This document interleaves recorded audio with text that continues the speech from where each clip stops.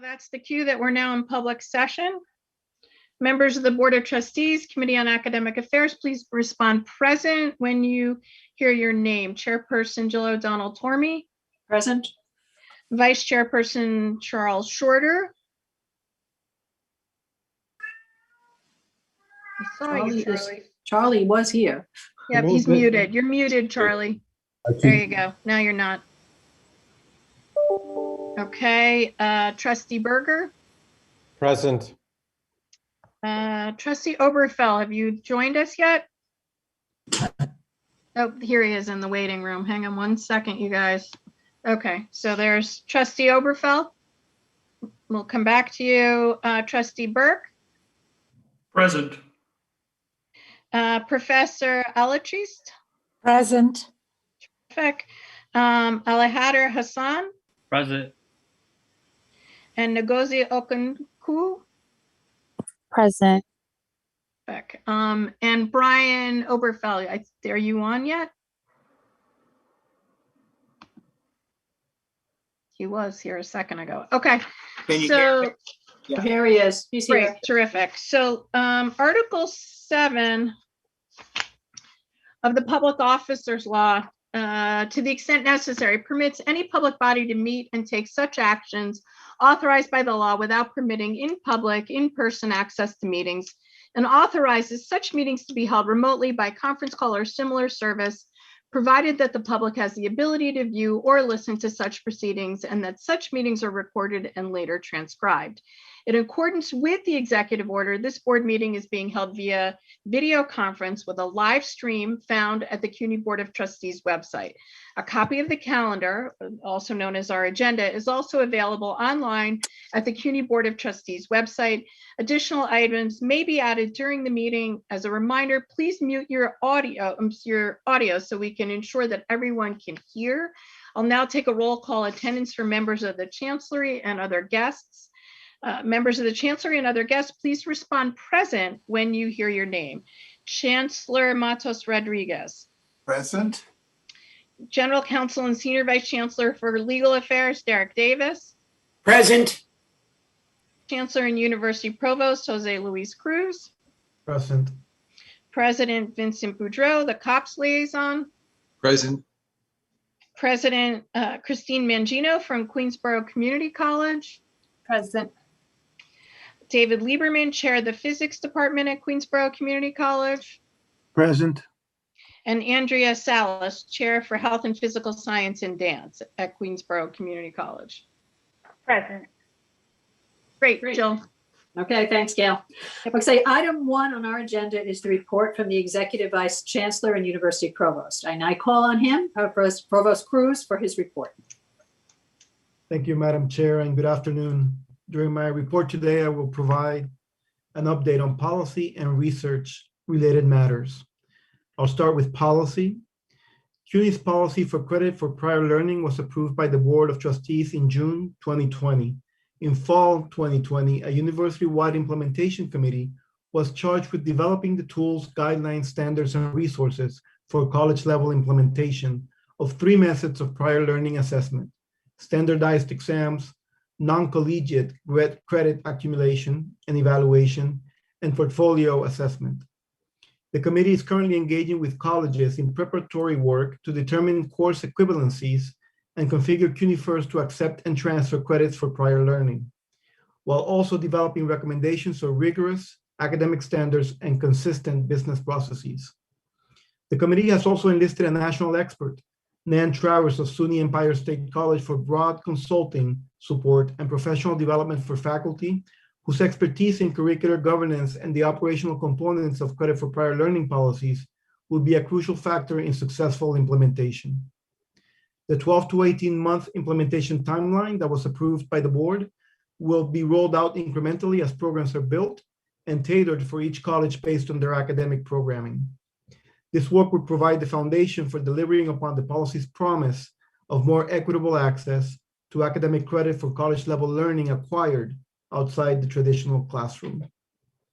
I will now provide an update on a research matter. And I am pleased to announce, as part of this update, that timely research seed funds were invested across CUNY through the 2021 Interdisciplinary Research Grant Program. Out of 63 submissions, 21 research projects in the areas of COVID-19 and climate change were selected to receive seed funds in amounts ranging from over $15,000 up to $40,000. The 21 funded research projects include 59 faculty members across 15 Cuny institutions. The majority of these projects support training of our next generation of scholars, providing support and training to 75 undergraduate students and 12 graduate student researchers. Seed funds were invested in 8 climate projects and 13 COVID-19 projects. For example, we invested in Yehuda Klein from the economics department at Brooklyn College and James Biles in sociology at City College, who will use systems modeling, optimization, and geovisualization tools to inform community planning and policymaking in response to climate change. Another project led by Yoko Nomura, psychology at Queens College, and Professor Sai of computational sciences at Queens College, and Professor Sheeran of neuroscience at the ASRC, will study the psychological consequences of COVID-19 pandemic, focusing on financial inequality. 2/3 of the projects that we're funding involve cross-campus teams, including collaborations across community colleges, senior colleges, and the ASRC. All are interdisciplinary, including a range of disciplines from science and engineering to economics and arts. And that concludes my report, Madam Chair. I will turn it back over to you. Thank you.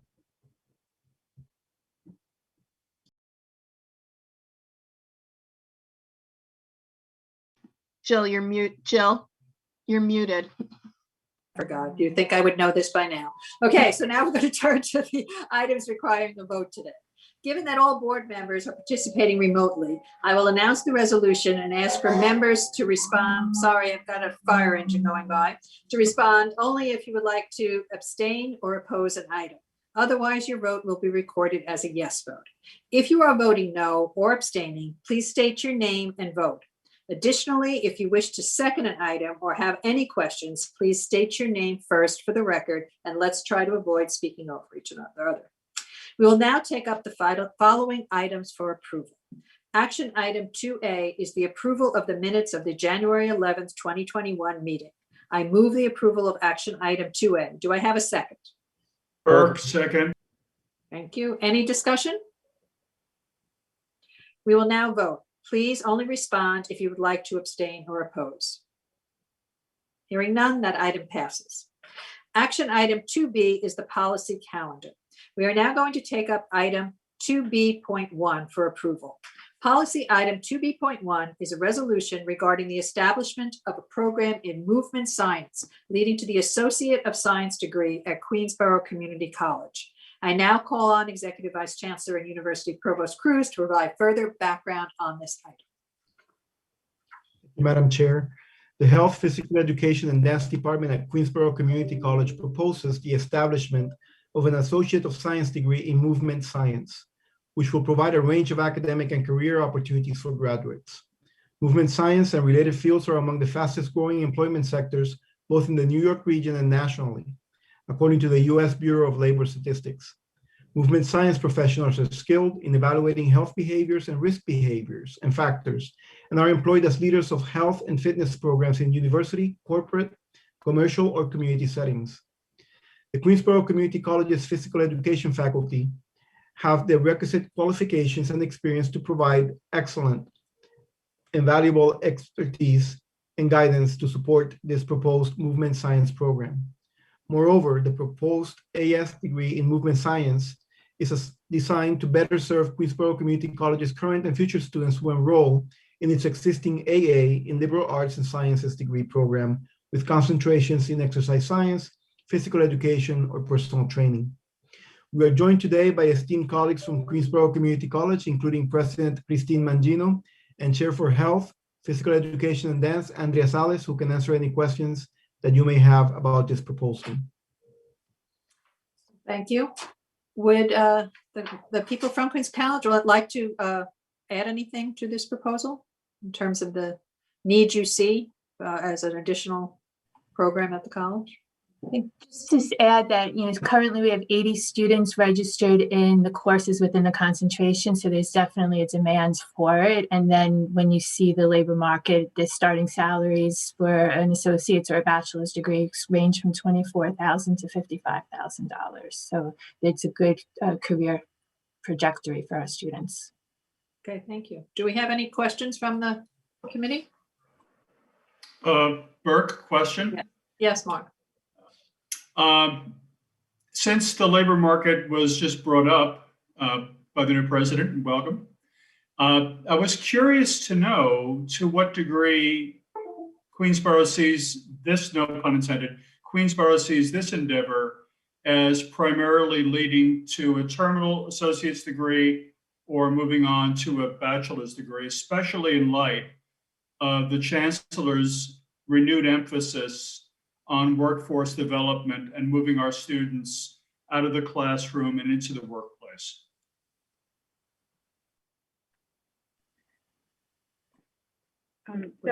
This is, Yes, yes, go ahead. this is Andrea Salas. I can speak to that.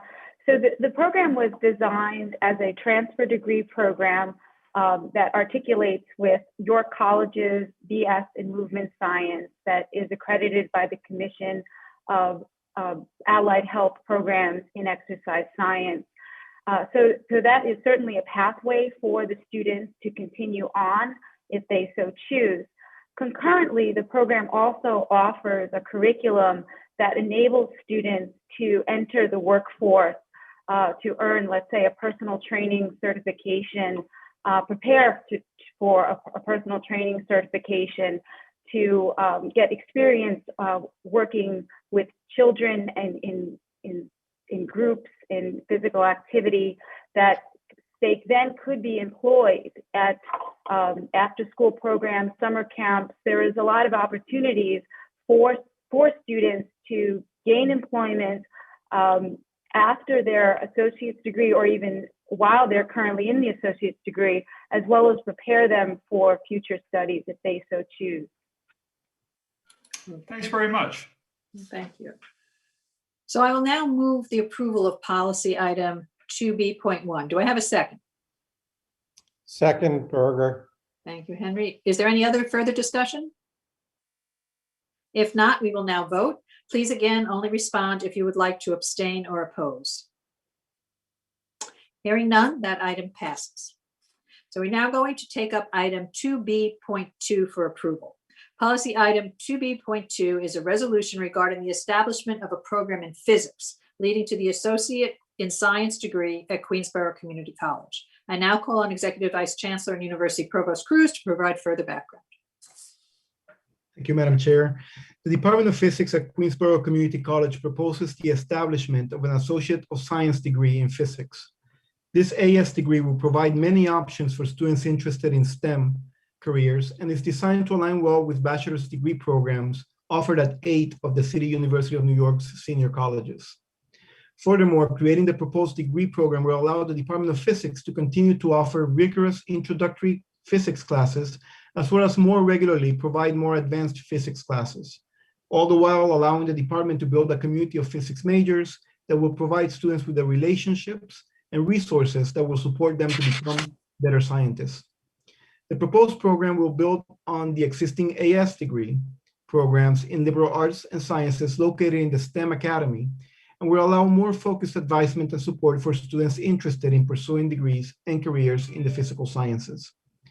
We are joined today by our colleagues from Queensborough Community College, including President Christine Mangino and the chair for the physics department, David Lieberman, who can answer any questions that the committee may have about this proposal. So Dr. Lieberman, would you like to say anything further?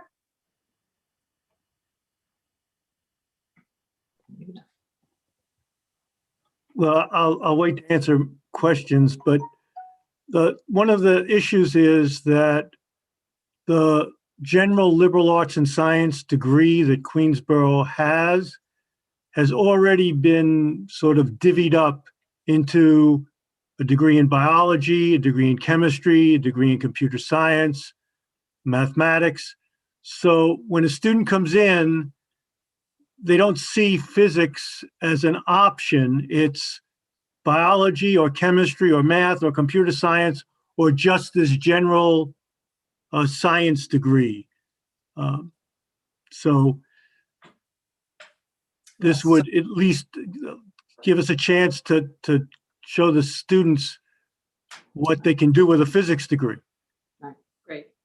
Well, I'll move the approval of policy item 2B.2. Do I have a second? Second, Berger. So is there any further discussion now and any questions? Burke, question? Martin? And for Professor Lieberman, thank you. You've partially answered my question, but I